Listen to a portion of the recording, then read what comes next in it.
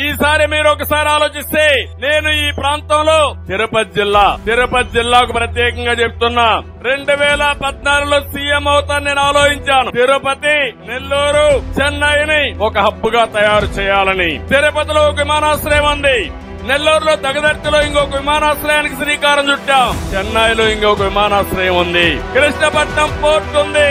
ఈ 3 కలిపి ఒక ట్రై సిటీగా తయారు చేస్తే ప్రపంచంలోనే ఒక మేలైన ప్రాంతంగా తయారు చేయాలని నా కోరిక.